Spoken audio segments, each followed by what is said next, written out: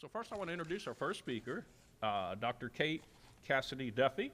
She's with our own department, University of Georgia Horticulture Department. She's been here since, I believe, 2021, you said, but she's been around in other contexts before that, graduate student and so forth, so we've known her quite a while, and we're happy to have her. She works quite a bit in what you're probably interested in, organic production. She also works with grad students and undergrad students, teaches classes, and I have visited her work out at the horticulture farm in Athens, and she does a wonderful job there on some of the organic projects. So with that, I'm going to let her come up and talk, and I think we're going to talk a little bit about managing weeds, improving soil fertility for southern farmers, transitioning into organics. That should be interesting and a challenge. So, Ms. Kate, I'm going to let you get back to your PowerPoint there and let you go at it. All right, thank you so much. Well, I'm excited to be here with you guys all today, and as Bob said, I'm going to be talking about kind of managing weeds and improving soil fertility with the idea we're talking about farmers acquiring a new piece of land, okay? A lot of this work was inspired by Love is Love Cooperative Farm. I have Russell and Demetrius. They're going to have a kind of Q&A, tell us a little bit about their farm practices after this talk. So I'm going to show y'all a lot, and then hopefully we can all digest it together during that time, and it'll be an open format. Yeah. So as Bob said, I'm an assistant professor at the University of Georgia. I specialize in organic horticulture production. A lot of my background's in soil fertility and cover crops and organic fertilizers. Today I just want to talk to you about transitioning to organic production with the idea that there's this new piece of land.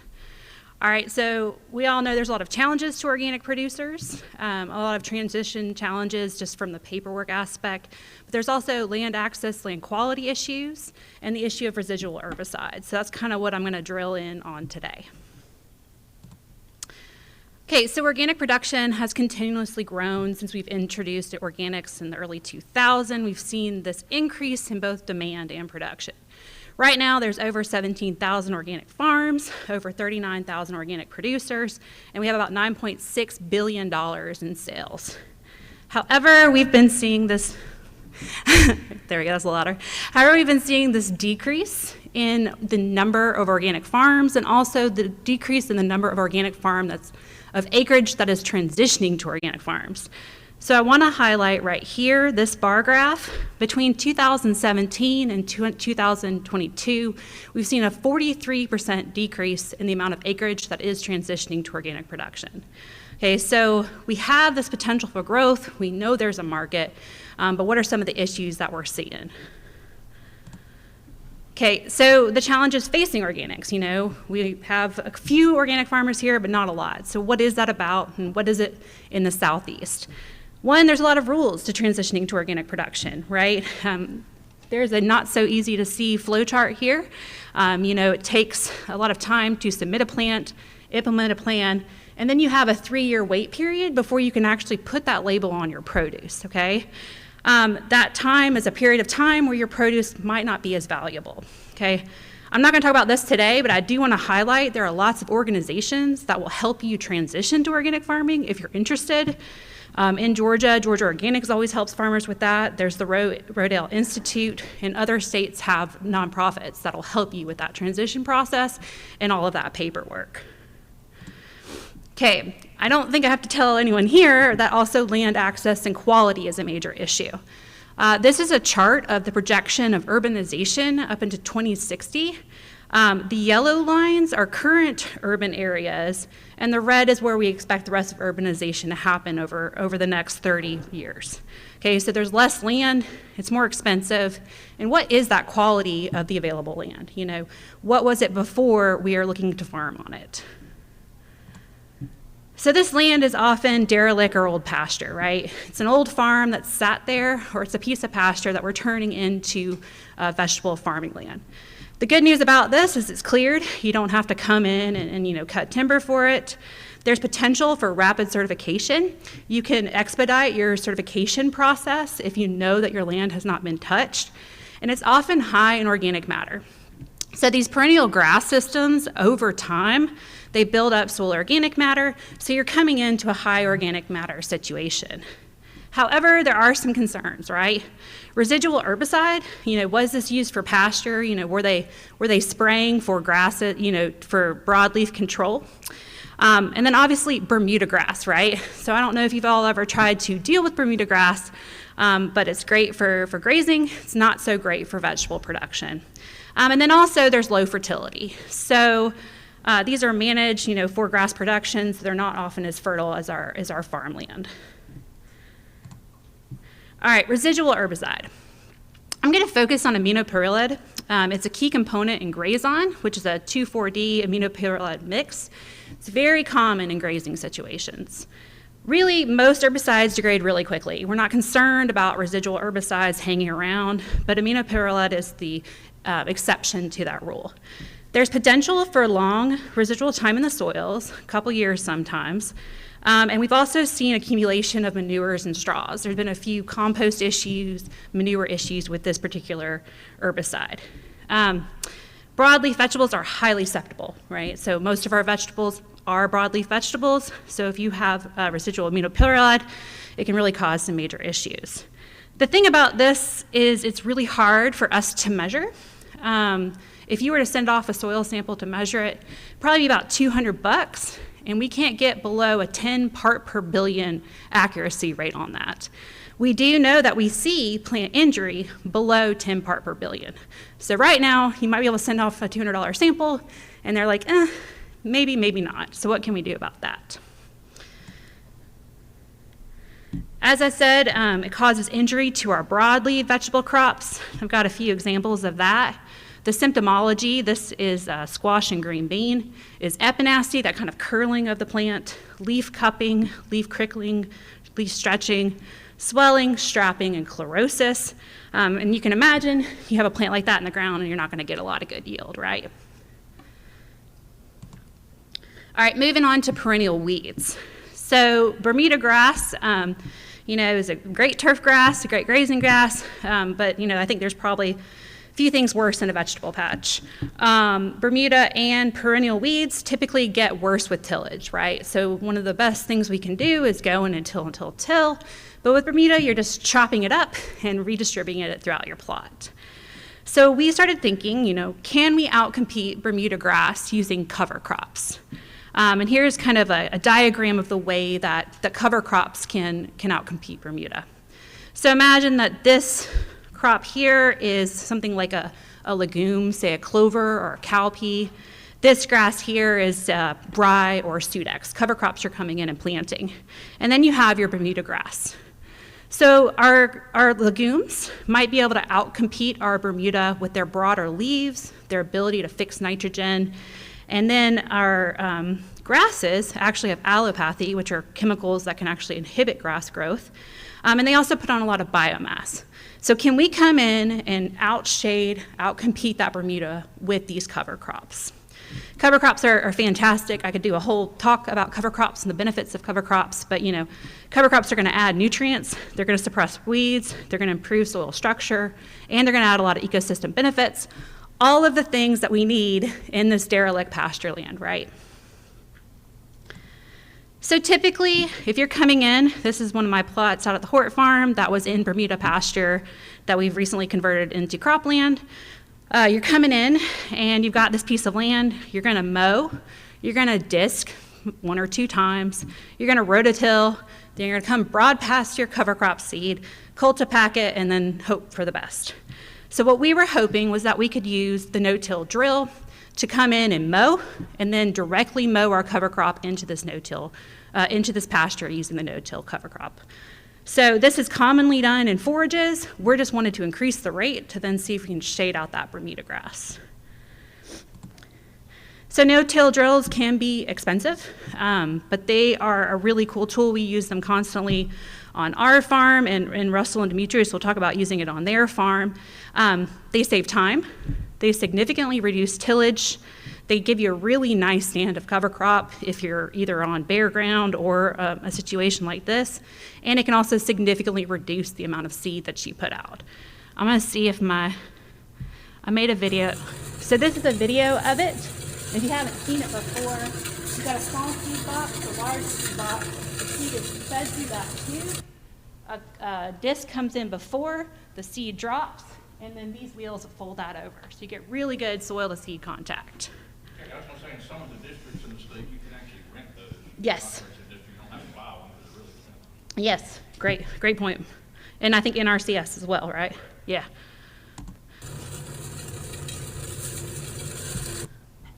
Okay, so I've outlined these problems, I've outlined some ideas. So what do?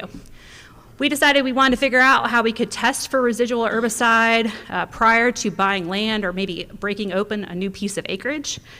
And then also we wanted to look at how we can quickly decrease weeds and improve soil fertility using cover crops. Okay, so there's a large group. There were a lot of people on the front of my talk.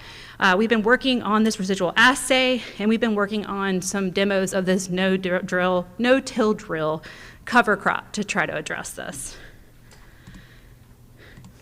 Okay, so the idea with the residual herbicide assay was, what can a farmer do to see if there's the potential for residual herbicide on their land, okay? This is coming from a compost test done by the University of Washington, but we wanted to pivot it to our southern soils. So we used butternut squash and green beans as bioindicators for immunopyramid carryover. Basically, one of our students, Tripp, he took these different pots of soil, just little styrofoam cups. He came in and he put in very small amounts of the immunopyramid, and then we watched these crops grow out. So we did this in 4 different soils. We did it in a very common Piedmont soil, a Cecil soil, and we also did it in a tipped and loamy sand, so we could kind of capture all the different soils of Georgia. And then we went through, and Tripp measured the herbicide damage to the plants. And so what I want to show you here is the top is beans and the bottom is the squash. What's interesting is this from 0 to 5 parts per billion, right? So these are very small applications. So here is our zeros, right? That's nothing added. And then here's 5 parts per billion, and he went up to 50 with his squash. And you can see we can get complete death. What I want to show you is that we see injury to the bean and the squash well below 1 parts per billion. And if you remember, our ability to measure it is usually about 10 parts per billion. So we're not able to capture this in a laboratory test. However, we could probably take a small amount of soil, grow this out with proper training, determine if we have any residual immunopyramid. So here's his rating of disease and of herbicide injury to these crops. So here are his green beans. And again, right, so he starts seeing significant injury at 0.01 parts per billion. And here with the squash, he starts seeing significant injury at 0.1 parts per billion. And so, this could be a really useful test for us to figure out if there's potential residual herbicide. So both green beans and butternut squash were good at detecting immunopyramid. The green beans seem to do a better job at responding to lower concentrations. And we're hoping that this is a test that can be done on farm or by extension agents, and we're working on a bulletin for that. I wanted to show you this picture because at the end of the experiment, we had a bunch of leftover tomato transplants. And we thought, let's just throw the transplant in some of the old soil. And here I want you to see this, this had its own ball of potting soil. This is a small little pot, and we still got really significant damage to this tomato plant. Okay, so now I'm going to shift gears, and I want to talk to you about the cover crops planting using the no-till drill. Okay, so this was an experiment that we designed that we're doing at the UGA Horticulture Farm, and we're also doing at Love is Love Cooperative Farm. And for this, I wanted to look at 2 different seasons. So we looked at 2 seasons of winter cover crops with a cash crop of tomatoes, and then 2 seasons of summer cover crops followed by broccoli, okay? So overall, I had 4 cover crop treatments. My winter cover crop is clover and cowpeas, so a legume and a grass. My summer cover crop is rye. That's wrong, backwards, sorry. My legumes are clover and cowpea, my legumes. My grasses are rye and sudex, okay? And then we did a tarp, which is not practical on any sort of large-scale acreage, but it gives us a really definitive ability to kill weeds. And you can see, I'll show you a picture of that in just a second. Our last treatment was nothing, just weeds, okay? Then we did 2 sub-treatments of poultry litter. I adore poultry litter. We live in Georgia. There's a lot of poultry litter in Georgia. And so there's a lot of food safety concerns. So we wanted to see if we could put the poultry litter on the cover crop, get the benefits of the cover crop, having increased biomass, increased nutrient uptake, and then hopefully pass that on to our cash crop, okay? And then I have one more treatment where we fertilize with organic fertilizer, a NatureSafe 10-8 at planting. And the idea of this being that we could see kind of like optimal conditions, but also see what our cover crop treatments and our poultry litter treatments did. So I'll show you all this again because it's a lot of treatments. I want to tell you what I think was going to happen with the addition of these. So the tarp, which you can see a picture of what the tarp looks like after we picked it up, we're hoping to have completely killed the weeds and allow for a stale seed bed, right? Like this should leave us with a bare piece of ground at planting. With our weeds, we're seeing there are little to no nutrients probably done. We're also expecting a buildup of that weed seed bank. With the legume, the cowpea or the clover, we're expecting the addition of soil nitrogen that'll boost yield, right? Maybe give them a competitive edge over the weeds. With our grasses, the sudex and the rye, we're hoping for the addition of lots of soil organic matter, right? Those grasses should put on tons of biomass, they should scavenge nutrients, and they should be good at weed control. And then again, with that poultry litter, I'm hoping it'll increase cover crop biomass and then give me fertility for my cash crop without any of my food safety issues. Okay, so here is a drone picture of what those plots look like, and this is my plot map. So you can see my big black plastic tarps, which are theoretically killing everything. This is an example of one of my clover plots. This is an example of one of my rye plots, and this is an example of one of my weed plots. And you can kind of tell from not a very fancy drone footage that there are differences in biomass, okay? And so we're hoping that this will be reflected, right, at planting. In this plot map, we do everything in research in replicates of 4. So we do a randomized complete block design. So everything I did was replicated 4 times throughout the field. Okay, so I'm going to give you guys some preliminary results. And this is for the winter cover crop with summer tomatoes, okay? So I planted my clover and my rye in September of 2022. I terminated it in April of 2023. And termination for us looked like a flail mow, a chisel plow, which you can see right here, and then we did 2 tillages just right before planting. We planted May 1st, and we used a Defiant pH determinate tomato, which had our first harvest about 70 days after planting. Here you can see an example of my rye. Not the most impressive rye stand I've ever seen, but I did have some rye germination. And then here you can see an example of our clover. I wanted to show you this here because this is one of our tarp treatment plots, right? So I did get almost 100% kill underneath that tarp. Here's a drone footage of the end of that season. So we picked our tomatoes, we measured yield, we measured biomass, we measured weeds and all these soil properties. And then we came in and did some final soil measurements. Okay, so the year 1 findings. I'm going to start with the biomass of our cover crops because that was what was going to start all of this to begin with. What I want to show you here is this is a picture of my rye cover crop, no poultry litter, with poultry litter, okay? So right side is with poultry litter. I didn't see a significant effect with the addition of poultry litter to biomass.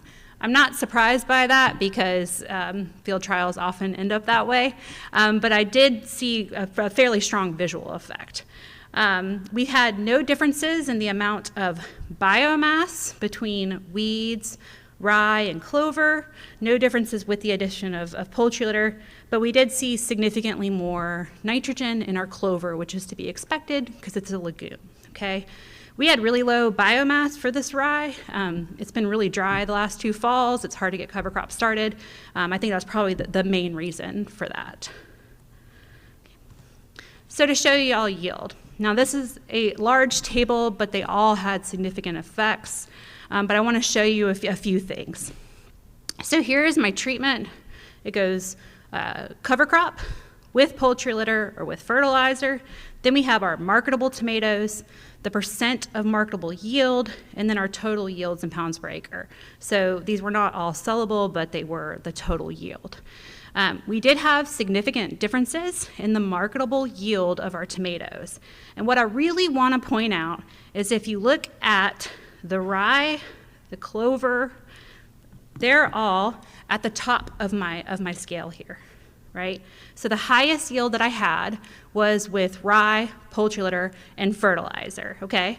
And what I want to show you is the tarps, which I expected to perform the best, are at the bottom of this, okay? So what we know at least is that we're getting equivalent control with the use of these cover crops as we are with the use of the tarp, okay? So that's the goal, okay? Real quickly, I just want to show you the Sudex and cowpea. So exact same design, right? I'm just using a summer cover crop with a broccoli afternoon, okay? We had much better stands with the Sudex and with the cowpea. Again, you know, good kill with this tarp. The Sudex is relatively small for Sudex. I would typically expect it to be about 5 feet tall. But again, it's been some droughty years. And the cowpea actually had really good germination, okay? So this was planted in May, much shorter window, terminated in August, and then planted our broccoli on September 9th. And here's what that looked like after chisel plowing and our broccoli harvest. So again, we had no significant effect on biomass with poultry litter, but we saw a lot of biomass with the wheat alone, which makes sense, right? This is summer, I'm allowing it to just grow.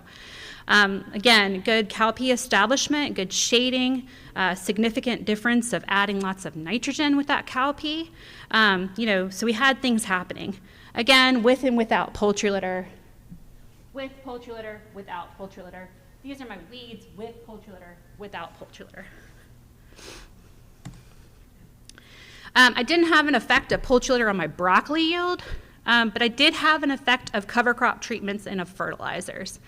In contrast to my broccoli, if you look here, the tarps are at the top of the picture there.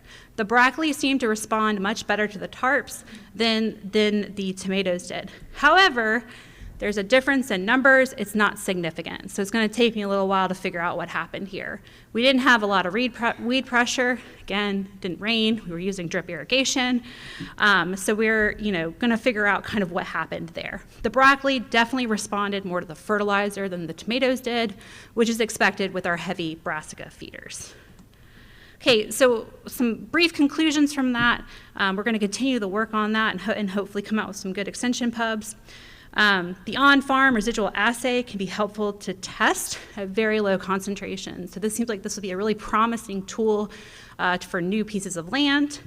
For the no-till cover crops, again, it's easy to use, it's fast, you have very limited initial tillages, so it seems like a good time saver on that, plus you're adding all these nutrients. And right now it seems like we're being equal with the tarps. So we're adding nutrients with poultry litter to the cover crops, may help with biomass, but also allow for application without our food safety concerns. Okay. Thank you, Ms. Yeah. Jackson. I think we've got time for a Yes. question or two, if you might have one. We can also roll into Russell. And Yeah, we'll roll into that. Yeah, okay. Any questions? Yes, ma'am. I don't think you presented the data, but you were saying the cover crops were reducing weed pressure equal to the tarps, which I'm assuming was 100%. They're maintaining yield, not reducing, yes. So there was still weed pressure. The student's working on that data right now. But we're expecting, it's not gonna be the same reduction, but it didn't impact yield. Yep. Other questions? How long was the tarp on the ground for? For the winter cover crops, it was on the ground from like October till March, and for the summer, It's just from May to August. Yeah. How many pounds of rice seed were you using to achieve biomass? We did 60 pounds per acre. I think we could have gone a little heavier. Yeah, I think with the no-till, it's the recommendation, drilled. Yes, you get yeah, you get about 2/3 the application. Pounds to a bushel of rice, is that right?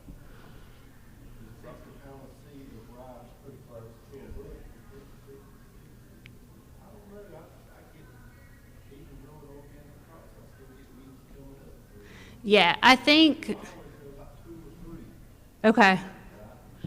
With the drill? Okay, yeah, okay. Yeah, we probably could increase the rate. Yes, good, that's a good recommendation. Yeah, yes. All right, well, we're going to jump into our next topic, and Dr. Kate will be on this one as well. Yeah. We got a couple other speakers, but we're going to look at the insight from grower partners on transitioning land to certified organic production. And we've got a couple of growers with us today. We've got Mr. Demetrius Milling and Russell, if I can pronounce it right, Hondart. That's right. And they're from the Love is Love Organic Farm over in Newton County. I've had the pleasure of being there. I can tell you these are some hard-working guys. And anybody who worked with organics knows that. But they're going to talk to you a little bit about their experiences, how to go from, you know, one type of land that perhaps is not organic into the organic type production. So I'm going to leave it with you guys. Morning, guys. Thank y'all for coming in today. So, like they said, I'm Demetrius from Love is Love Cooperative Farm. I'm Russell.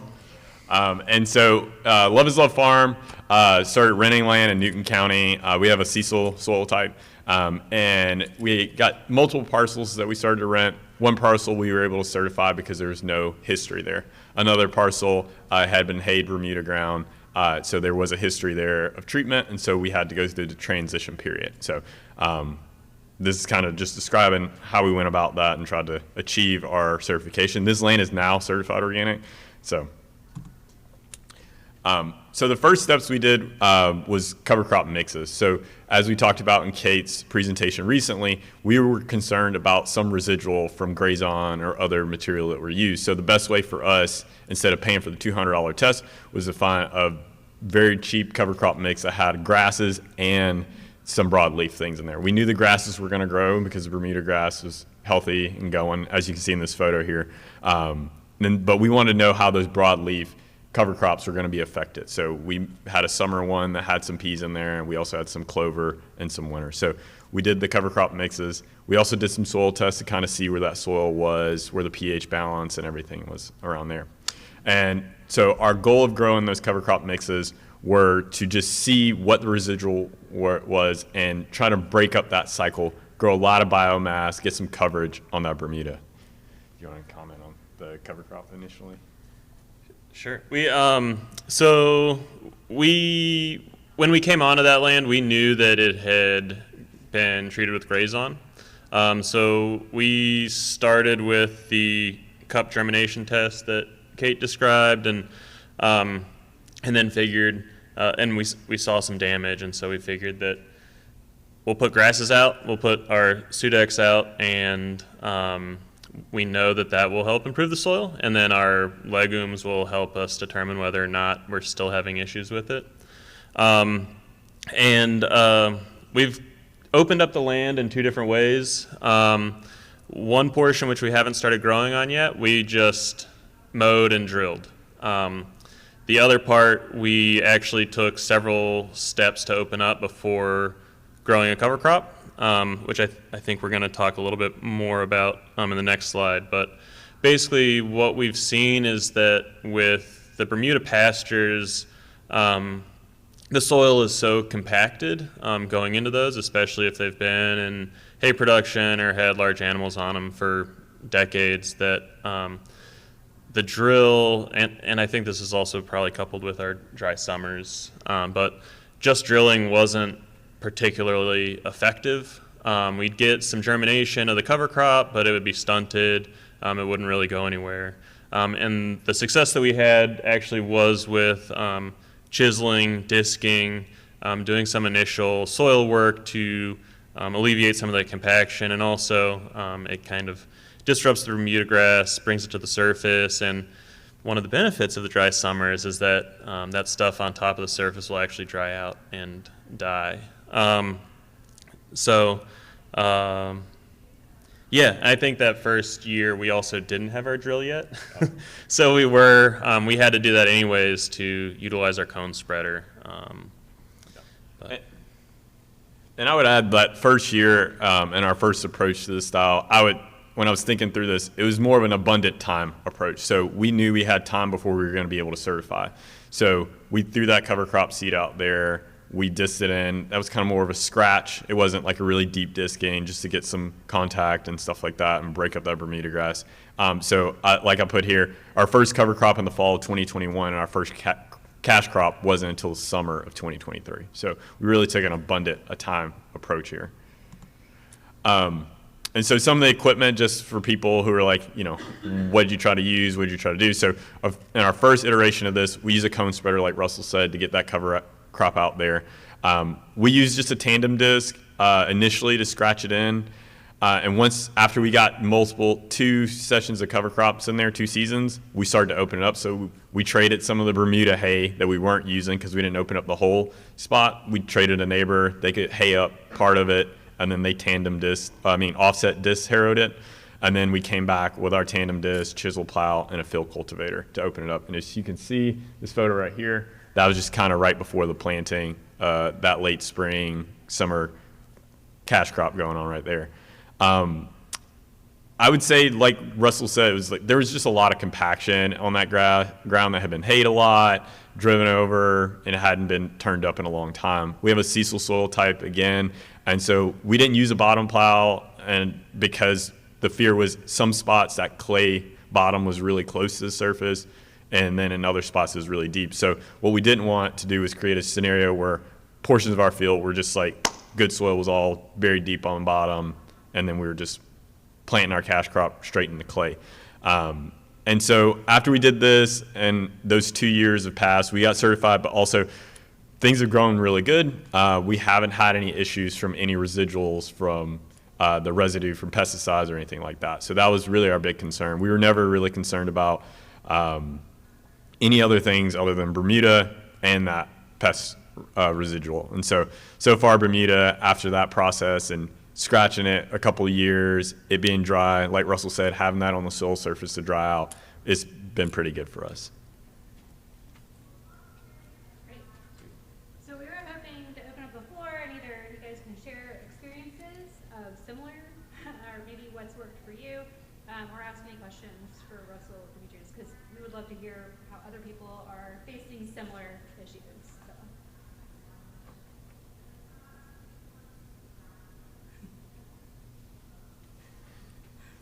So what cool season cover crops are kind of your go-to for going in to manage things for your spring season days?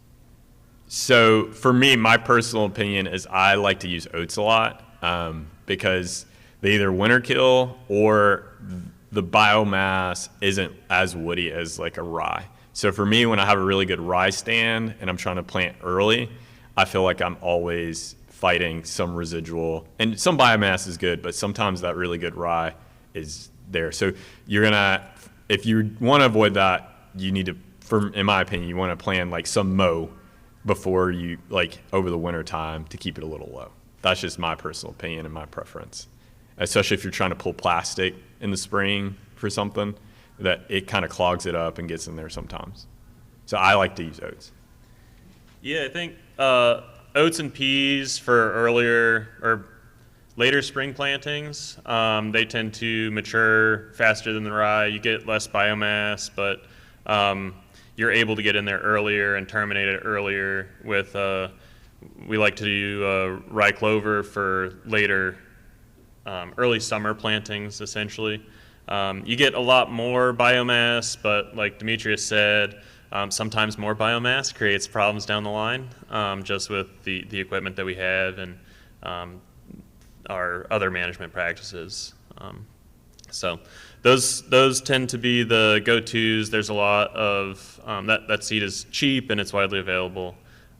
But I'm also a big fan of trying to make more mixes and add more diversity into our cover crop mix. So once we get this down, maybe we'll throw some more varieties in the mix. Are you guys throwing any brassicas in your No. We grow so many brassicas in our regular cash crop rotation that we'd be, we're using cover crops in part to manage black rot for brassicas. And so if we were putting brassicas in our mixes, we'd just be facilitating that. Yeah. You say the brassicas could cause some disease problems maybe, or no? Or what insect or disease problems, or what flies? For us as a diversified vegetable operation, we rely a lot on brassicas to meet our market demands. So we're growing lots of arugula, radishes, broccoli, cabbage, turnips. And so to put that into a cover crop would mean that that land wouldn't be getting any rest from brassicas. So it's not so much that we haven't seen a problem with it spreading disease or maintaining pests for other crops, but it's a host for our cash crops. So we're avoiding brassica covers. You mentioned earlier that you were using the oats instead of rye. You said you thought the oats would grow off faster than rye. Is that correct? I see the opposite. I see the rye growing off faster than oats. They mature faster than the same. Yeah, they mature. They'll reach their time of, yeah, they'll just quit. They'll pretty much just die. I'm in eastern North Carolina, the oats will, I mean, they almost go dormant like now with the cool weather and the rye, the passive. Then I see the opposite. Yeah, so it's exactly what you're saying. That's what we see. So we try to get those oats in early. We like that dormant period because for our early planting. So, but that rye, it just keeps going and going and going. So when it is exactly. And so we put some biomass on there, and then it's like it just doesn't get as woody. I feel like the rye, when you get that good rye, you're like, this is beautiful, but then you're like, oh, this is kind of misery when you're laying plastic or something like that. Get up about 18, 20 inches, mow it down, take a mower plow, turn it in on that green manure, let it settle out, it'll work really good. Yeah. So that's what I was saying. You want to make sure you plant some type of mowing to keep it a certain height, if you're going to do that right early in the season. For us, we go with oats. We mix it up and have it. Y'all bed, I guess, when you're planting cabbage? Yes, we do plant on beds. We use a plastic mulch layer when we plant cabbage. So. I was gonna see if you had ever tried, I didn't know if you were berry grounding or if you ever tried making your beds and then planting your cover crop and then crimping the rye, rolling it down, and then you have a mat. We do the same thing as plastic mulch, but go in and punch holes and transplant into that. Yeah, so I was going to bring that up, maybe like the experience of other people, but especially the last couple of years, the weather kind of that fall, the dryness we've experienced to get good germination. And we've done the bedding in the past a lot. And the problem we had with the bedding in a very dry year was the pathways would do really good because the little bit of rain you get gets in there and that germinates really well, but the bed tops are really bare. So then it's very uneven if you pre-bed. That's been our experience. But especially with you go. It's a real wet year too, you'd be better off on the plastic mulch. Yeah. And so, and I was going to add, that's been a big thing that we've been working with Kate with the drill, which is like the drill goes in, but then you don't get any rain, and it wouldn't make a difference if you drilled it or you plowed it in. But like, there's been a big question around like, okay, if this is really important in our system, should you water it? Should we spend the money and the time to do that? So there's been a big question around that with these dry couple summers hitting us. I would also say to both last questions, like one of the big determinants of how we manage cover crops is the tools that we use and the tools that we have. And so we don't have a moldborer plow. And so termination for us, and we're organic, so we can't use herbicide. Termination for us is primarily done with a flail mower. And for that to be effective, you have to wait until your grass cover crop is starting to form a seed head. Doughy or milky seed stage is when you can mow that cover crop and it's going to die. just keep coming back. You aren't just cutting the lawn. And so we are beholden to that time frame. And with oats, you get that seed heading, 3-4 weeks before you get the rye seed heading where we are. So you can terminate that a little bit earlier. We don't have a roller crimper, so getting that nice cover crop mat is difficult for us. And then as Demetrius said too, I guess the level of predictability, I mean, if worse came to worse, we could knock those beds down and disc all that biomass in and give it 2 more weeks and then build beds. But, we're just trying to keep it simple right now. Yeah, and I would add that, thank you both for interacting. You guys have a lot of experience with cover crop, it seems like, and good experiences. But for anybody in the room who's new, kind of to Russell's point, you want to match your cover crop system to your tools. You don't want to buy a cover crop or get a rye crop that's, 2 feet, real tall, and you're going out there and it's almost shoulder high, and then you think, how am I going to get rid of this? You want to have a plan of how you're going to terminate these cover crops so you can start planning your cash crop. So you want to match those things together in your system. Any other questions? What seeding rate are you guys using for oats and rye? Whatever the seeder puts out. I think it turns out we're usually doing between 40 and 60 pounds of rye to the acre, and about, I think, 15 to 20 pounds of clover drilled. This is drilled. And we could probably get away with lower rates of clover, but we've got an old tie drill that's a little hard to adjust. These rates, I'm also, when I'm putting them out, I'm not doing a great job calibrating the machine. I'm kind of checking, I know I put 50 pounds of rye in there and I'm seeing what the level is after I've made a couple passes. And I guess I feel comfortable with that because the difference between drilling and cone spreading, there's such a significant difference in the seeding rates and the amount of seed that we need to use and the stand. We were doing probably the equivalent of 150 pounds of rye to the acre with the drill, and getting worse stands than we were with the spreader, and getting worse stands than we were with a quarter of that with the drill. Thank you. Let me ask you a question on your rye versus your oats. Once we destroy the biomass and the biomass is breaking down, and the gases that are given off either by the rye or the oats, which one is the better one to, for lack of better word, to prevent the weed seed from terminating? So does the rye or the oats, one or the other, give off a chemical to break down the composition? I think, that rye tends to have a little bit more of that than oats. They both have them, but I would be cautious of relying solely on that. I feel like the work's a little more, and Tim might have a thought about that, or Bob, but the work's a little sporadic on that. So they're probably similar, but I don't think you would get a benefit of oats versus rye on that aspect of that. Would you guys agree on that? I got a question. You're talking about equipment.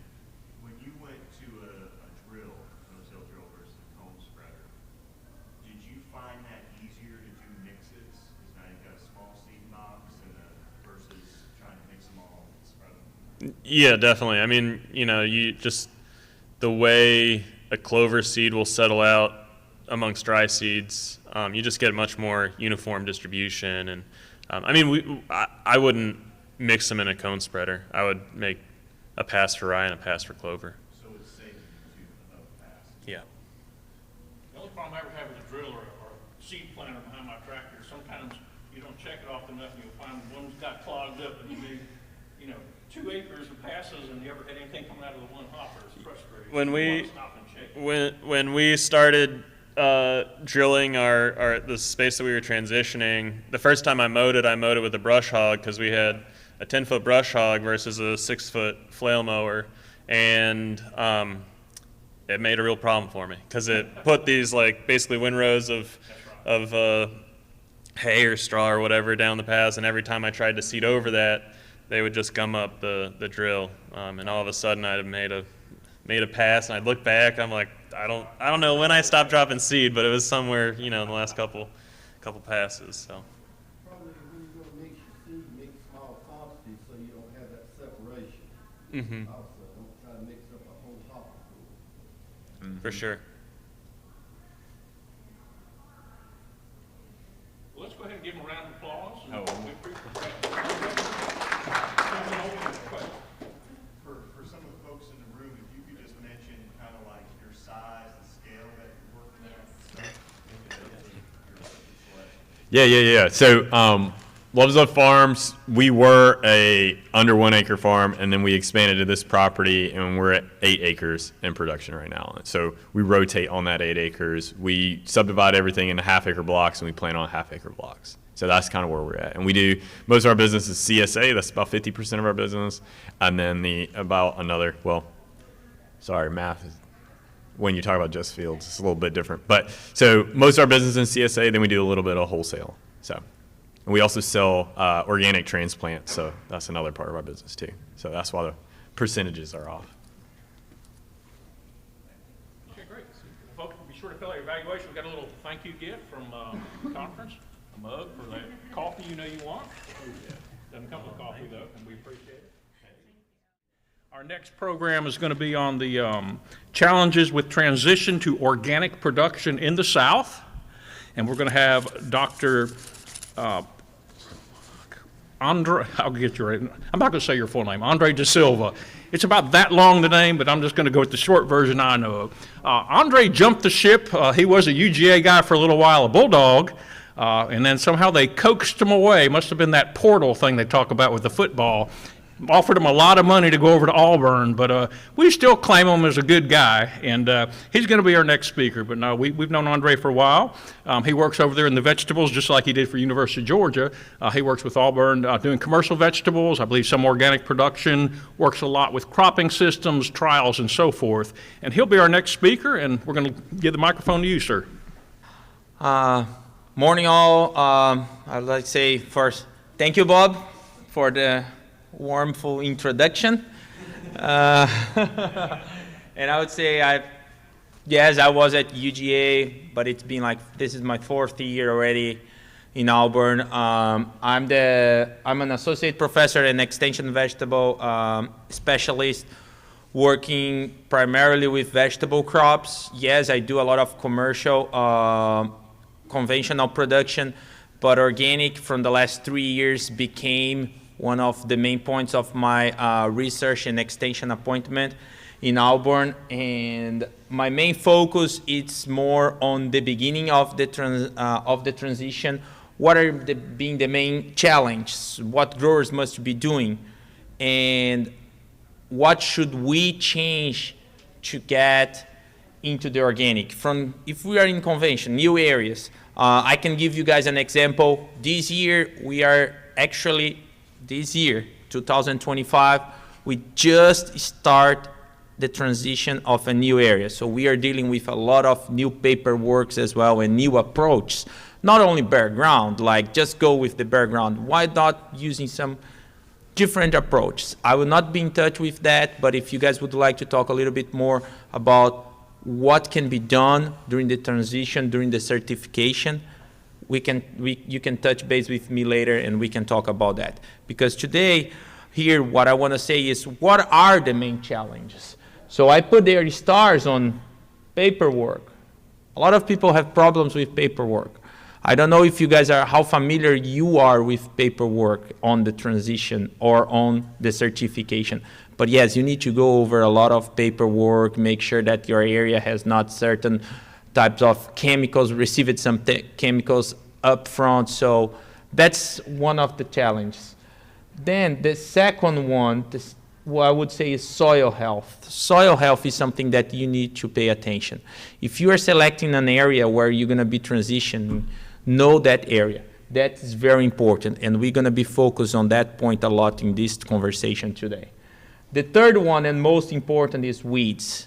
You need to understand your weeds. That's important. Those, once you have soil health and weeds, there are several other points that are important, and that's going to drive your yield and make sure that you have a return of your investment. Yes, organic can leverage money for you guys, can give you guys profit, but you need to understand the challenge in order to have that money back. So that's what we're going to do.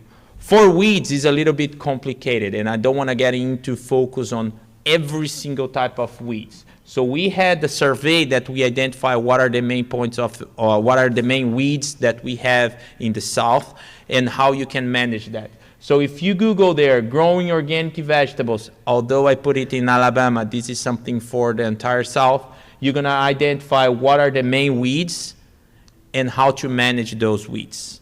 So you're going to see a little bit of those weeds later in this conversation, but my goal is not how to manage them, neither which product to apply, because there are some products that you can apply. There are some mechanical methods that you can use to manage it, but that's not the focus. What I want you guys first to focus is, what is the first step? Okay, I want to transition this area. I identified my area. What should I do? So know your field. This will help with paperwork, weeds, and your soil health. First step is soil samples. So I got an example of an area that we started to transition about 40 years ago, and this is at 24 acres, so you can see this area here. This area, it used to be under cotton production. We had first to identify what are the area, what could be grown in the area. So the area was grown with cotton, it stayed with bare ground for 5 years, and then we started transition. So we need to know how is the status of that area. So what we did is we start to map that area. We took several samples in a grading area, in a grading way where we every 20 feet or a little bit more actually. And actually for this 24 acres, we got a total of about 55 samples in a grid way. And then I was able to map to see how was the nutrients in that area. So what we did is we did for phosphorus, potassium, magnesium, calcium, pH, and then we were able to identify and know how is the health of our soil. Know your soil type. That's important. And then you guys can ask, why not nitrogen? Why you don't have nitrogen there? Which nitrogen, everybody's crazy. I would say, talk with Kate. She's our nitrogen person here. I'm kidding. Nitrogen is the most mobile nutrient in the soil. And it's hard for you to say where is the nitrogen. So if you have coarse texture soils and you apply nitrogen in the ammonium or nitrate in the nitrate form, as soon as you have a heavy rainfall event, it's going to be like all move deeper in the soil, and we are done. So if you want to manage nitrogen, you're going to need to do that more during the season. I'm not saying that the other nutrients are not important, but know the nutrients, and nitrogen is something more mobile that you need to manage during the season. Kate is our expert at University of Georgia about that. If you guys need anything, I'm pretty sure you can contact her, but you are free to contact me as well. But nitrogen is something there. So knowing the nutrients is important, and knowing your soil is important as well, your soil textures. Once you know that, the other point is be careful with soil compaction. And the reason why I will tell you this is because in this particular area, and what drove me crazy, is we start growing stuff here in the beginning, mainly in this point here of this field. And there we had a shallow hard pan, and I did not know that because we sampled just in the top 3 feet of the layer of the soil. When we went deeper, at 6 feet, we had a hard pan. As soon as we had a 1-inch rainfall, the area was completely logged, waterlogged, flooded, disease everywhere. So we had to restart all our experiments that we were doing there on that year. So know the compaction of your field. Know where is your hard pan. That's another thing that you need to do. Break the ground. So once we know compaction, you're gonna avoid those problems with over irrigation. So here is a little bit of a data that I got on that area where we sample an area with poor compaction, high compaction, very high compaction, and how water was distributed after rainfall events. So you can see that you have a better moisture during the rainfall event, but then it's reduced. So just be careful on where you are on that compaction point, because as more compaction, more water your soil is holding, and more problems you're gonna have. Crop cultivar selection. When you know that, you need to understand what are gonna grow in the first year. And I'm gonna come back to this question later, because should we grow a crop in the first year? It's gonna depend on how much weed pressure you have. But once you know that, it's what cash crop should we be growing? What cultivar is the selection? So cultivar selection is something important. I believe Dr. Coulomb has done a lot of research on the cultivars for organic production in the state of Georgia. We are starting doing more in the state of Alabama, but you need to find cultivars that you have adaptation to your environment. For us in Georgia, for us in Alabama, where we have a lot of those drought periods, mainly in the Black Belt area, which is west of the state, we need cultivars that are drought tolerant. In Georgia, it's a little bit different. If you are north of the state, you probably have more of those cold, they're clear soils. If you are south of the state, you have coarse texture soil, more sandy soil. So you need to identify what cultivars are more adapted to your environment. What are the disease resistance you have, and what quality you have? And when I say quality, it's because what is your buyers looking for? That's the first question you need to make. And I will tell you this, and I believe I give this example in one talk for the organic a couple years ago, when I have a grower in North Alabama that grows yellow squash. He needs to grow straight neck yellow squash to sell in Tennessee, but he needs to grow cracker neck to sell it in Alabama because of his clients. So know what is your buyer looking for. What type of vegetables do you want? Because, for example, on the broccoli, late maturity, early maturity, when are you harvesting? That's very important. Know what they are looking for. What type of lettuce are you growing? And I can give you guys another example. I have a grower in Central Alabama who grows broccoli, and he's organic grower, completely organic, and he grows it in high tunnels. And the Whole Foods contacted him. I don't want to tell any names, but already telling it, and said, we're going to buy all your broccoli as long as it's organic, and we can have just very concise small heads. That's what they said. He said, that's it. We could buy it from September all the way to February. He was able to grow that. He make the contract, and he sell everything to Whole Foods in Atlanta. So just know to whom you are selling it, and know what you're gonna grow. And why is it important? Because you also need to do the succession. That's a huge conversation that I had with this grower. Why? Because it's when you should be growing. How often should you be growing? And that's something very important. Succession is different than crop rotation. I'm gonna plant it weekly, bi-weekly, to attend my market.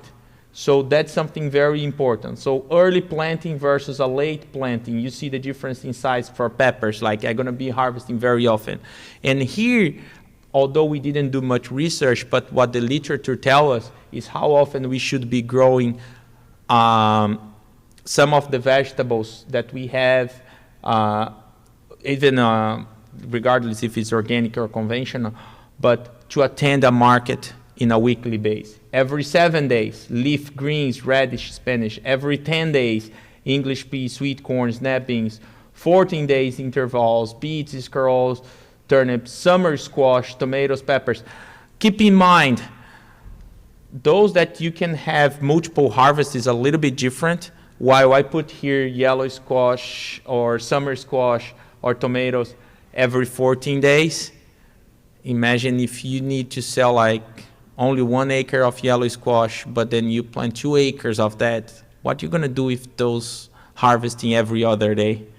1 acre is a lot, so if you think about a fresh market, or in Alabama, we have a lot of, most of our organic growers, they sell it in fresh markets. So keeping a good succession of planting dates, it's important for you to attend that market. Otherwise, who's gonna be picking it? So just this is what I got for this number, so you can have an idea. So this is just a spacing. Quantity or size in area is gonna depend on how much you need to provide to your buyer. Then crop rotation, that's something very important. Make the most of your field. Don't wait to do crop rotation, because if you don't do crop rotation, you're gonna have problems with disease. This is something that we usually recommend you to rotate as far as family. Grow from a Solanacea, a tomato, eggplant, or pepper, to a brassica, to cucurbits, legumes, and then keep rotating. This will help you to avoid nematodes, disease, insect management will be better, soil health, weed management, but also nutrient use efficiency. And why I'm saying this is because let's say if you go a legume and come with, they hold more nitrogen in the soil to you. So if you come after a legume with some crops that really require nitrogen, as a tomato, that's perfect rotation, and they don't share same disease. So that's something that we keep saying. If you rotate like from a Solanacea crop to a brassica like broccoli, cabbage, or cauliflower, to a cucurbit, and then legumes again, that would be a good rotation. Mainly if you have a high tunnel. We have a lot of problems of growers growing the same crop, tomato, tomato, tomato, tomato, tomato, tomato, in a high tunnel. You will have a disease. And once that disease is established in your high tunnel, it's gonna take years for you to manage it. And we can say a better example in conventional, where they can spray things to kill disease. And it's here in Georgia, watermelon, fusarium. There are some products that supposedly control fusarium. But if you have a fusarium in your field, it's gonna stay there for 10 years. And in one of the research plots at UGA, where they do manage fusarium, and they had a problem, after 10 years, when we did a variety trial there, fusarium came in. We did not plant watermelon in that field for 10 years. And still, once we put the plants there, the disease were there. So keep that in mind, crop rotation. And not only cash crop, but also cover crops.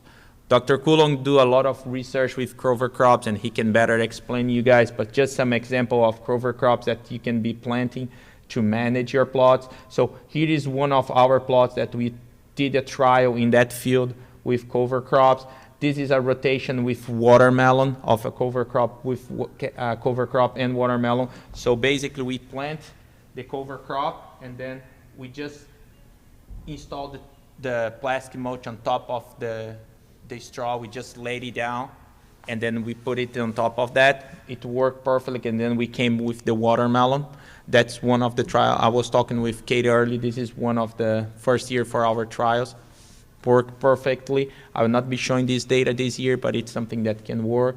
And this will help you to increase organic matter, nutrient availability, root development, soil water availability, reduce the compaction. So that's something very important.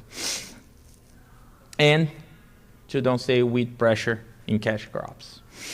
So in the first year, just for you guys to see, remember that field that I was telling that it was grown with cotton, stays 5 years fallow, and then we came for transition. This is the field. See how weed it was? It was crazy weed, and I'm telling you guys, don't break the ground, use cover crop, but sometimes tillage is needed. There is no way. It is needed. So we had to clean the entire field, we had to do tillage, and then it came the idea, okay, what we should do in the first year of transitions. And if you recall again, I said, should we plant cash crop in the first year or should we not? How should we be managed? And that's what I want to focus a little bit right now is weed is going to be your main problem during transition. It will be. There is no way. Soil health, yes, it's your second one. Remember the stars? It's going to be paperwork, everybody, you can find someone to help you. But those other ones, you need to be managing it. So weed is going to be your main problem. And tillage might be needed. Keep that in mind. We had to do that. But we did a trial where we tested some treatments. We did fallow, where we didn't do anything in the first year. Tillage, where we keep tilling it. So we planted sorghum. And we grow the cash crop, tomato. We just went there and put the tomato. Yeah, a little bit tall with less leaves, but we had to do that. We measure compaction over time on those fields. And you can see, as dark it is, more compaction you have. So you can see fallow, followed by tillage, followed by the tomato, and then the sorghum as a cover crop.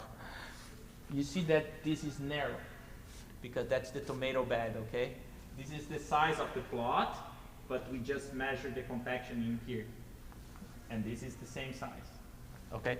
So you see how the cover crop reduced compaction in your plot, in our plot. That means that more water would be available for our crops, although we were growing sorghum. Tomato also didn't have it, and we didn't have that compaction underneath the plastic because we were frequently irrigating. So that helps, but keep in mind it's compacting the soil underneath the plastic. You need to keep that in mind. And as much as you till to manage weeds, as higher is going to be your compaction. Same thing if you keep it fallow. The weeds will be growing there, but still you have compaction. Okay? Keep it in mind. Growing a crop, it is important. Weed population. What we did is every week we measure weeds on that area. The main weeds that we found was morning glory, ground cherry, pigweed, nutsedge, and grasses in general. Here is the total of weeds. I will not go in details about statistical analysis or what was going on here, but what I wanted you guys to focus is the tillage and cover crop was the two trials that we had lowest weeds. Okay, tomato, yes, we had lowest weed, but we had to hand pull weeds over time. And as we have the development of the crop, first, second, third, fourth, and fifth week, we had a reduction or an increase in the weed populations, even in the total, but also in the different types of weeds. In general, our take-home message from this is that cover crop had a higher weeds early in the season because the crop was not established yet, so it had time for establish, but when the cover crop covered the entire soil, the canopy covered the soil, weeds were pressured. And that's what I say, once plants established, it was reduced considerably. So keep in mind. So just an overall of how much weeds we had in that area, you can see. In the tomato, less weeds because we had the plastic and we managed the weeds. Fallow, very high population of wheat, tillage, and sorghum. We had moderate weeds. So that's saying that growing a crop seems to be key. Compaction and weeds, the two main points that we have been talking since the beginning. Soil health and weeds. So that's important. Once we did it, we can start talking about yield, which is the last one, and the revenue that we were talking in the first slide there.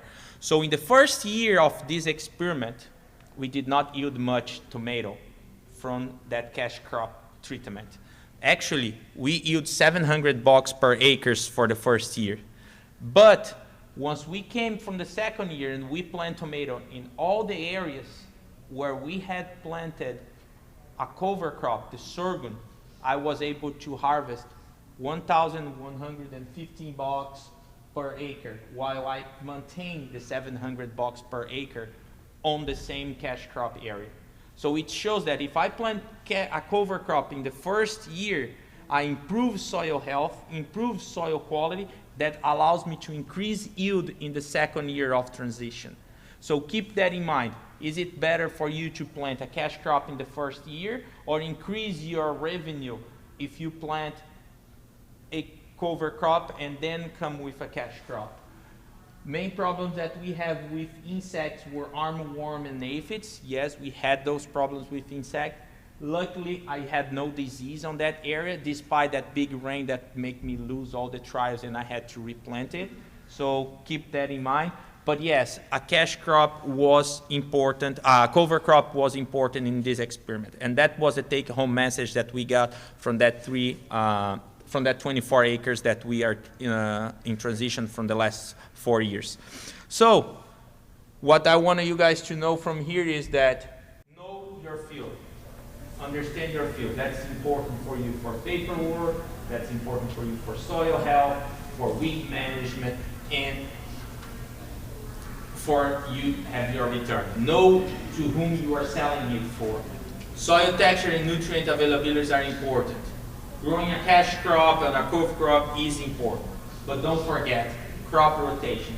Yes, tomatoes will give you guys more return of investment, but don't keep using it the same. And what I'm telling here is not apply only for open field. It also applies for a high turn. It also applies if you're doing for any growing method. If it's conventional or organic, it's applied. Know to whom you are selling it, but also do crop rotation and select a cultivar based on your buyer. I would like to thank and say if you have any question, I'm open for questions. I hope I'm on time. No, we've got a couple minutes if you got some questions. Perfect. So any question? Yes. Okay. Go ahead. I'm just curious, well, what's your nutrient source? What nutrient source did you use? For the tomato, we applied Harmony, which Katie doesn't like much, but yes, we applied Harmony. The fertilizer Harmony is 504.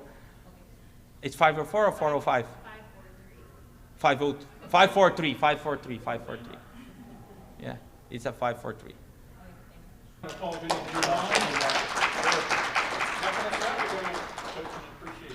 But our next talk is going to be agroforestry production in the South, and we're in organic vegetable and so forth, so this should be really interesting. I'm kind of curious about that, but we've got Dr. Annette Waleski, okay, Waleski, close enough. Yeah, and she is a professor over at the University of Tennessee, and where she works primarily with commercial vegetable production, cropping systems, trials, also with food safety, I understand, and organics. And so we're interested to see what you've got to offer on the agroforestry side of things. Leave it with you. Yeah. Well, thank you, Bob. As he mentioned, I'm standing between you and lunch, so hopefully you'll get something out of this that'll make it worth your while. But as he said, we're going to talk about agroforestry today, and particularly we're going to focus on a SARE project that we have, and this is with my collaborators David Butler and his grad student Grishma Geetha, as well as his technician Hollis Rice and my technician Brooke Emery. So for those of you that aren't familiar with agroforestry or new to agroforestry, that's just the integration of trees into a crop or a livestock system to increase your farm productivity, your economic resilience, and a lot of ecosystem services, which we'll talk about. But the idea is you can produce multiple products within the same system. So there are generally thought to be about 6 types of agroforestry. Of course, there's silvopasture, where we're incorporating the animals and the pasture and the forest all together. And then there's windbreaks, where we're using that row of trees or bushes in order to, as the name implies, help with wind reduction. Also, it can help with snow distribution, which is very timely today as the snow is falling in many places. Then forest farming, and that is becoming increasingly popular in many areas, and a good system for our area, if you think of ginseng in the understory and then the forest above it, lots of folks interested in that. Riparian forest buffers is another one, also a timely issue for us in Tennessee and for you in Georgia, where you experienced a lot of flooding. A lot of our riparian forest buffers were removed by the flood that we had from Hurricane Helene. So a lot of work is going into reestablishing those buffers for all the benefits that they give us, like erosion control and other things. And then food forests are another one that's really popular. Whoops. Well, there we go, we're back. Food forests are another one that's really popular, and when we think of food forests, oftentimes they're described in 7 different layers, and you're just layering different food crops in each of those layers. And then the last one is the one I'm going to spend most of my time talking about in what we're doing in Knoxville, and that's alley cropping. So for alley cropping, we have rows of trees, and then we're planting vegetables in between them. So some of the benefits of alley cropping, they're going to help with that soil improvement that Andre was talking about. They're also, and we've been talking about all morning, they're also going to help with increasing your crop diversity in the system. They're going to enhance your wildlife and beneficial insect habitat. And we've seen that on our organic farm. We've never had an issue with deer or other wildlife, and in our agroforestry plot, we're seeing a lot more wildlife, which is very interesting. So we have some coyotes that have come and started playing with our irrigation tape and our sensors. It's a great thing. And then we have reduced wind and water erosion and decreased nutrient leaching to groundwater, and some other things that aren't listed here that we'll talk about as we go along that we've seen in our system as well. So how do you go about choosing what sort of tree species that you might want to use in your agroforestry system? And I got a lot of good information from ATRA that I put in here, and I gave you a link at the end of this to the resources you can find there. But you, of course, want to choose one that is suited to your climate and your site and your soils, and it should complement those alley crops. So we've talked a little bit about allelopathy earlier too, and you want to think about that. You don't, of course, want to put in allelopathic trees that are going to affect the crops that you're putting underneath them. And I'm thinking of like black walnuts, and we don't want to get those and then have crops that can't flourish underneath. You also might want to consider nitrogen fixing ability, and that's what we were looking at with our system that I'm going to talk about, as well as the shade tolerance and market value. So this system here is a neat one. This is from France. It's lettuce growing under peach trees. So you can see how they really pack the lettuce in under those peach trees. Some of the commonly used trees are biomass trees like pine or poplar, and this is a good example. This gentleman, Walker Miller, who's retired from Clemson, he contacted me when he saw that I was giving this talk here, and he wanted to tell me about his agroforestry system. So he's doing a system with pine trees and blueberries, and the blueberries really flourish under those pine trees, and he's really in it for the long haul. So he's looking for climate modification and these pine trees. He's using loblolly pine and Italian stone pine and one other that I don't recall right now, but they're in there for 250 to 500 years. So he's not thinking of turning them over. His Italian stone pine do produce a pine nut crop, but in the last 20 years, he's yet to get a pine nut crop. So it's a long system that he's looking at. So those are some of the things you want to think about when you're choosing your trees. Do you want to turn them over quickly, or are you in it so they can help you with that climate modification long term? Nut trees, again, are really popular. Pecans and hazelnuts, as well as walnuts, for depending on what you're doing. Fruit trees, and that's what we've found the most interest in with our growers in Tennessee, especially those that require less intensive management in a particular environment. And then the nodulating legume tree species. So as I mentioned, that crop diversity, it's going to help with your overall biodiversity in your system. It's also going to help with your pest management, and we've really seen the benefit of that already in the 1 year of our study. We see reduced insects in our agroforestry plots. So we were growing squash, we had less cucumber beetles than we've seen in our open fields where we have just squash and nothing else in between. We've also seen decreases in diseases like powdery mildew. Having this crop diversity also gives you what I call income insurance. So in case you have one crop that doesn't do so well, you have that backup crop that might be there, or many backup crops that you might put in there. And then, of course, your nitrogen-fixing trees can help increase your fertility and reduce your input costs there. So the soil microbial activity is one of the things in an agroforestry system that is really impressive, and you can see those interactions working amongst the microbes, the mycorrhizae in the system, and that really helps boost that organic matter in your soil structure as well. When you have those various types of roots all in one system, they're going to do different functions in that soil. So the bigger roots are going to do some macro tillage, the finer roots are going to do some micro tillage, and again, they have those complementary benefits. And then if you have an open system, that tree litter can add to your organic matter and increase that activity. So when you're thinking about how you're going to lay this out, that's really important to consider. You want to make sure that you're maximizing your layout, that you're going to get the most light exposure that you can, that you're going to have good nutrient cycling and water use efficiency. And contour planting is often used to help in these systems and to help with things like erosion and other things. And then you want to think about filter strips that are close to any bodies of water that you might be near. Also, you want to think about the equipment that you're going to use in the whole system and how you're going to use it. So that photo I showed you a couple slides ago with the peach trees and the lettuce underneath, you want to think about how you're going to manage that long term. And we're already seeing that in our system with our black locusts. That management is a little trickier. We have to keep up on our pruning and other things. So you want to anticipate those things on the front end. Then thinking about ways to enhance the water retention in your system and ways to prevent erosion. In our field, we use landscape fabric between our tree rows to keep our weeds back, but we also use drip irrigation on top, and that's going to help us optimize that water for our system. As I already mentioned, you also want to think about changes as that system matures. So are you going to have to do more pruning to let light get through to that understory and for ease of people working below in that system? And then you might even change the understory crop as you grow according to how much shade is under there and what your vegetable crops might tolerate.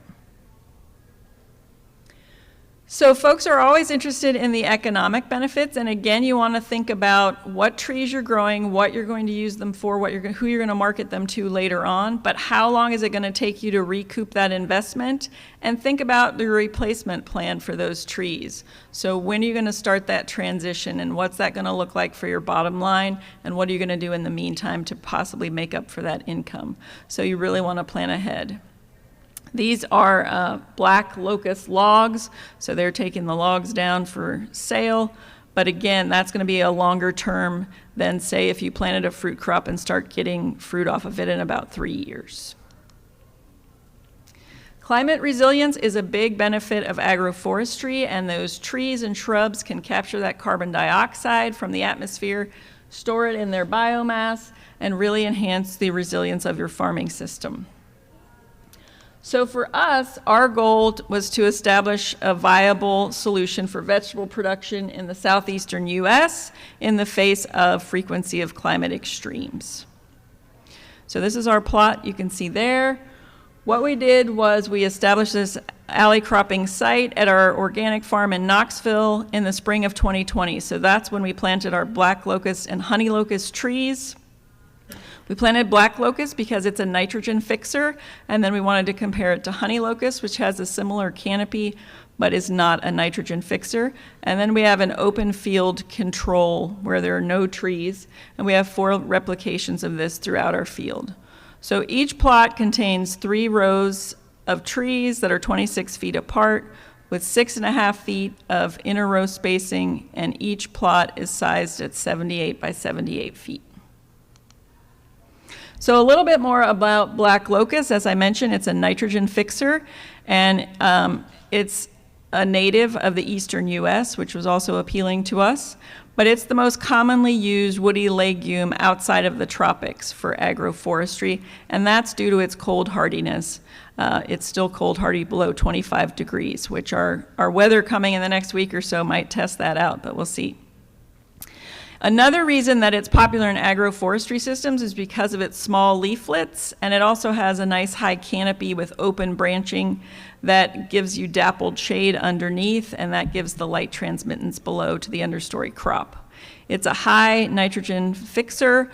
It also has a phenology pattern of its leaves that it's later to leaf out than some other trees, so that can be beneficial to get the maximum of light before it does leaf out. And then it's also earlier in the fall to drop its leaves. So that's going to limit the shading to our cool season crops early on in the late fall and early spring. Black locust is also a nectar source for honey production, and it is highly rot resistant, so it's a valued wood species as well. The honey locust, again, is another native, not a nitrogen fixer though. Same sort of attributes as the black locust, but one important difference, they're thornless. So those black locusts have the thorns, and we've run into them while we're working in the field. So another thing to think about when you're putting in a crop. You don't like those thorns when you're trying to weed something or harvest kale. It's another fast grower as well, and another good one for the timber industry. So we further divided those plots that were in the trees, the black locust, the honey locust, and the no tree plots into low or high nitrogen. So we supplemented the nitrogen with 35 pounds of nitrogen or 70 pounds of nitrogen per acre with feather meal. And then we laid that landscape fabric between the tree rows. And we planted black magic kale on the outer rows right under the tree canopy. And then we planted 3 rows of acorn squash, and it was a powdery mildew resistant squash tip top, and it was a bush type, so it stayed in the rows, which was nice and good for harvesting and research plots. So we had those down the middle of our plot. So it looked something like this, so where we have our trees, and then we have the kale on either side, and we have the squash down the middle. So what we've found overall in this system so far is that even though we planted those trees in 2020 and they're going on 5 years, the canopy is really still small, too small, that we're not getting a lot of those benefits that I mentioned, especially in those center rows where the squash is. And we've really seen no difference in our squash yield. But what we have seen is that reduction in the cucumber beetles, probably because there's some confusion, they can't find the squash plants. They get in that system and go, oh wait, squash, no, there's trees in here. And so I think that's really helping in this system, as well as the reduction in powdery mildew. Even though we're using a powdery mildew resistant variety, especially in an organic system, you're still going to get powdery mildew. And we've been very pleased to see that we're not getting high powdery mildew among these trees in our system. In our kale, we're seeing some interesting results as well. So in our spring kale, we didn't see any difference among the different types of tree treatments, but we do see a difference between the high and low nitrogen, which is really not surprising. So if you give them more nitrogen, they're going to yield a little better. But in the fall kale, we are seeing a difference between the area where there's trees and no trees, but we're finding that we actually have better yields where the kale is open to the sun and there are no trees, even though it's a cool season crop. And you might think that it would help to have that shading effect. So far, we've not seen that, but this is only 1 year of data, so we'll see. We have a lot of grower partners across Tennessee that are working with us on this project, and they all have unique systems, and they were very intentional and specific about what they're doing and very excited to do this project. So we have one grower that's looking at apples and persimmons and Asian pears with vegetable crops underneath, and he's just getting started this coming year. We have another grower who's looking at hazelnuts alternated with elderberries and then putting annual crops between all of those. And so he got his hazelnut varieties. He's looking at several different varieties, all from Rutgers, and those got planted last summer. So just in the very early stages of looking at that. Then we have another grower in Middle Tennessee that's using alders for his agroforestry crop, and he's going to look at those from the timber perspective. And then we have another group out way in West Tennessee that's looking at peaches and walnuts and hazelnuts and almonds, so a little bit of everything and more of a teaching plot that they're using out there. So I went through that pretty fast, but there's lots of good resources out there if you're interested in agroforestry stuff. And you can find them. The University of Missouri has a Center for Agroforestry, as well as there's a agroforestry research unit in North Carolina that we're probably going to go and visit at some point to see what they have going on there. So lots going on in this area, and it's really an exciting area of study. So with that, I'd be happy to take any questions, and again, I thank SARE for the funding of this project. Yes? Yes, I'm looking at how do you deal with the healing and preparing of the soil between the trees to you not harm the roots? Yeah, no, that's a great question. So he asked how we deal with the tilling between the trees and if it's harming the roots. And in these types of systems, after repeated tillage, the roots actually go down instead of going out. So they kind of curve and go down, and so you can still till through there and you're not damaging the roots. Yeah, we were a little concerned about that at first too. Yes? I get what you just said, but like eventually the roots will go down. Did you notice kind of the first couple of years when you were tilling that there were damage to the trees before the roots trained, or was there no? No, we haven't seen any damage to the roots. I think they're going down and out far enough. What do you attribute the instance of powdery mildew going down with the trees versus not the trees? I think there could be some reduction in wind blowing the powdery mildew in, just because there are trees to block it, but that would just be a guess. We have plenty of powdery mildew out there in a given year in an open field, so that's been a pleasant surprise.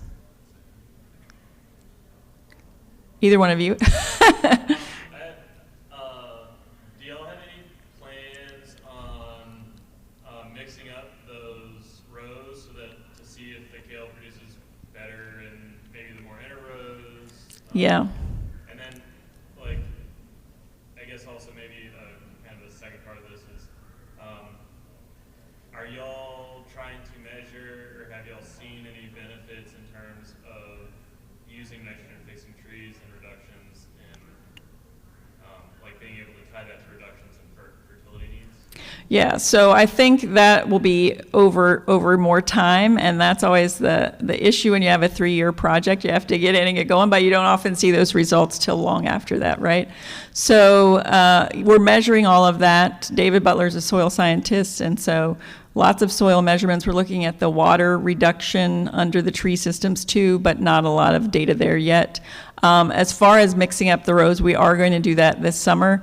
Walking through these plots, it was kind of frustrating oftentimes because you would walk and you'd be like, okay, it looks like the kale looks better in this shaded plot, and then you'd get to another one and it didn't. So it was highly variable.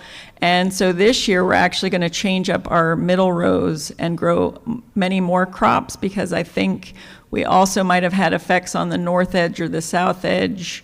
And that, we had kale on the north and the south edges, and then the 3 rows in the middle still had a north-south aspect to them. So we're going to change all that up so we can try to get more definitive answers in that regard. But it is a tricky system because we had a lot of morning shade on one side and then it would disappear. And yeah. The fact that you mentioned that the roots went down, normally the most nitrogen release is when you're chilling up those nodules, but those roots are not really in the cropping system. No. I would think it'd be a minimal nitrogen benefit. Yeah. Even having the locusts that were nitrogen fixing. That's a good point, yeah. Well, and to speak to that, I was talking about the leaf litter. So, like, will y'all pull the landscape fabric up when the leaves fall, or do you, like, So we're not really benefiting from the leaf litter since we have the landscape fabric down, because we want to benefit from not having to weed all that 26-foot area from tree to tree. So if you had a bare ground system, you would certainly benefit from that more. But the graduate student has these leaf collectors that she has in the canopy, so they're little PVC pipes, and then they have netting. So she's kind of capturing that leaf litter in that way so she can quantify it. But yeah. But you don't see that in our system with our landscape fabric. But any other questions? Yeah. How would you integrate grazing? So for us, and I'm the food safety lady, so we're not going to integrate grazing into our system, but it is very popular to have the forested areas with your pasture, so planting for those trees, spaced, whatever works in your system, and then letting the cattle or whatever your system would be underneath it. And we have several of those farms. That's probably the most popular form of agroforestry right now across the U.S., I'd say. Makes sense.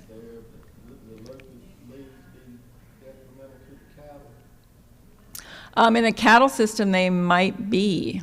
I think the cattle would avoid them. I don't know about cattle feed. Does anybody know about that? Yeah.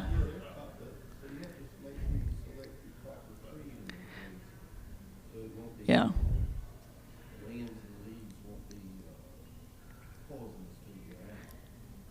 Yeah, it's the same, you could grow walnuts in a silvopasture situation, but you wouldn't want to grow them in a vegetable situation where you're going to have allelopathy with the crop underneath. So really knowing what your system is and choosing the trees and the crop underneath it appropriately is key. The idea is a crop underneath the trees, you're planting that for the cattle. Yeah, in a cattle system, you would plant pasture underneath the trees. Yeah.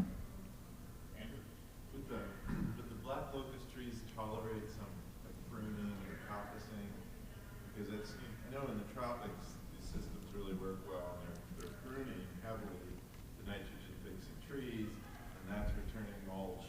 There's even some thought that when you're pruning the canopy back, some roots, the trees will allow some roots to die off, some nitrogen release. Would they tolerate some level of pruning? They do. We prune them every year just so we can work near them. Yeah. Yeah, they tolerate it. Don't most of the tree roots stay within the canopy of the tree? So, if you're tilling in between the trees, just don't get under the canopy, and you shouldn't disrupt the tree growth, correct? From what I understand with black locust, they do tend to travel a lot if they're undisturbed. But since we continuously disturb in between there, they're not popping up in random places. They are staying within their row. But I know a lot of people have told me with black locusts, you can plant one over here and then you have more all around. But to protect the tree that you want to, maybe just cultivate lightly under that particular canopy, and then a little deeper out in the midsection. Yeah. Yeah, there are a lot of moving parts in these systems, so it definitely is a learning curve to. I just had a quick question. If you knew if pecans had any allelopathic effect on vegetables and strawberries? I don't believe they do. Dave, pecans, do they have any allelopathic effects? Not that I know of. All right. Dave's our fruit and nut expert in Tennessee, so yes.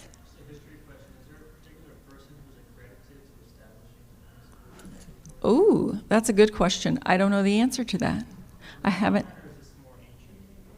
It's ancient. I mean, I think we're going back to it, right? So instead of monoculture, we're going back to increasing the diversity in the system. Not that I've heard of, but I'll look into it. There's some folks who take credit for it. Yeah.